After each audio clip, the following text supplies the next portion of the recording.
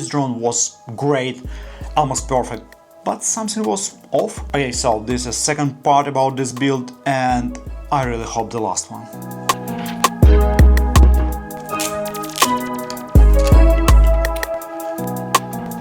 Look here, I mean, everything looks clean, everything looks right, but the problem was right here, in this stack. Yeah, okay, alright, I remember how I pressed it before, and it looks amazing, just look at the thing, absolute monster. But it looks like I got a defective one. Let me explain what I'm actually talking about. I had really high expectation for this drone, so I reached out to Supafly for tuning help again. If you've seen the previous video, you probably remember that weird instability in the footage. You see it, see? That's what I'm talking about. And the worst part, it was still here even after gyro flow. We tried different things, a lot of different approaches, but as you can see here, there is massive amount of noise in the logs. And this is exactly what affects the video quality from O4. I also tested it with the Action 5, same result. So, the conclusion was simple. The stack had to go. And once again, based on Betaflight dev recommendations, we are going with SEQURE.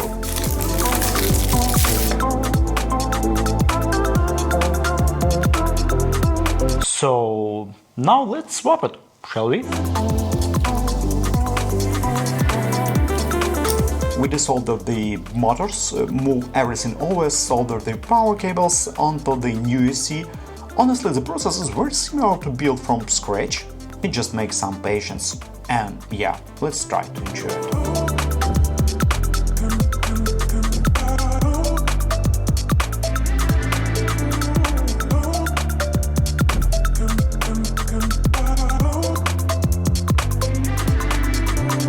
So, cool! Now this is the best drone on the planet.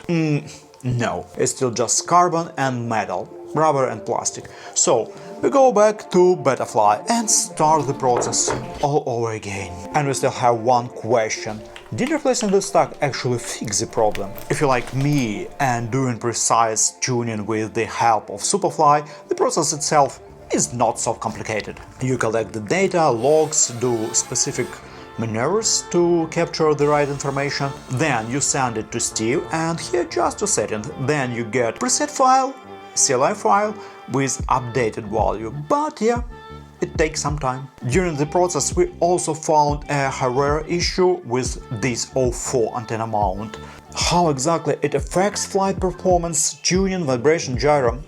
Honestly, I don't know, but it was recommended to replace it with something like this, fully supported antenna mounts. As a bonus, I also separated the antennas for better signal. According to unofficial DJI recommendation, 90 degrees angle gives better reception. Alright, now to the interesting part.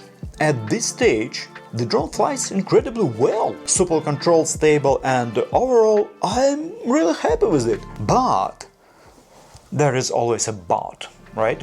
Right now, the motor PWM frequency is set to a fixed 24 kHz. And all of you who said or suggested that 48 kHz is better for O4 stabilization, you are absolutely right. I tried switching the ESC to 48 kHz and the footage stabilized much better, no issues at all. Even more, the VTX and camera are hard mounted, not soft mounts, but the way the drone feels is not the same, even after adjustments. And you might say, but this isn't a freestyle drone, what do you expect from it? Well, I wanted to have it all. Alright, for now, let's go fly and you tell me, does this footage look good enough? Or should I try to get the absolute maximum out of the DJI O4 Pro? Let's go, shall we?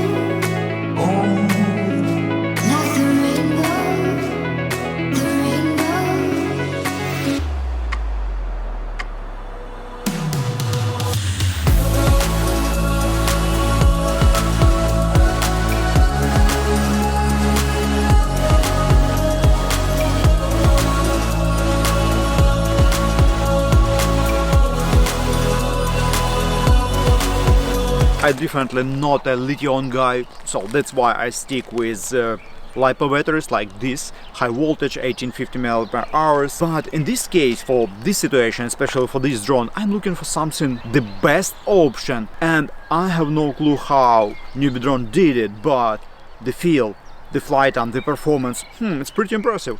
You can try it for yourself, but if you don't like it, it's not my problem, it's on you. But I hope you will.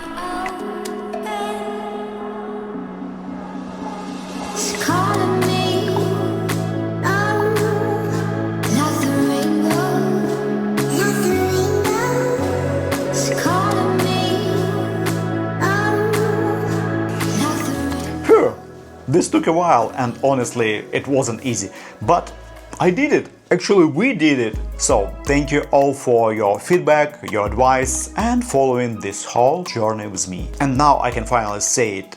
I'm absolutely happy with this drone. Seriously, this is exactly what I wanted. A mid-range drone, long enough flight time, compact and without an action camera. Honestly, nothing more to be desired. But let's figure out what was wrong, what was done, and so on. Stuck?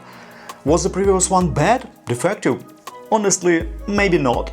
The new SEQURE Stack definitely made things better, but maybe because it simply fit this drone better. More space, better isolation, better damping. I already talked about the TPU part, so nothing more to add there. But now the most interesting part, the O4 footage. For me, getting proper video from the O4 was extremely important. Why?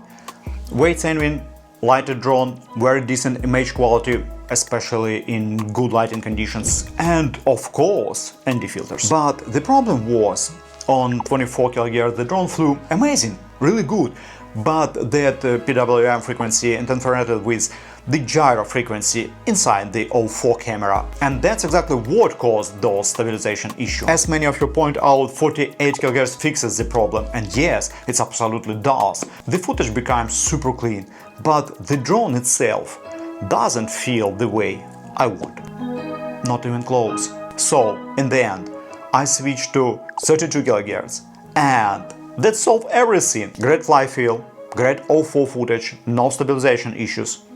Done! And by the way, the VTX and camera are hard mounted. Well, like Steve, Supafly, said, we all learned something this time. And honestly, I couldn't say it better.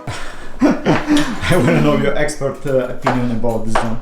Okay. Looks so good. Okay.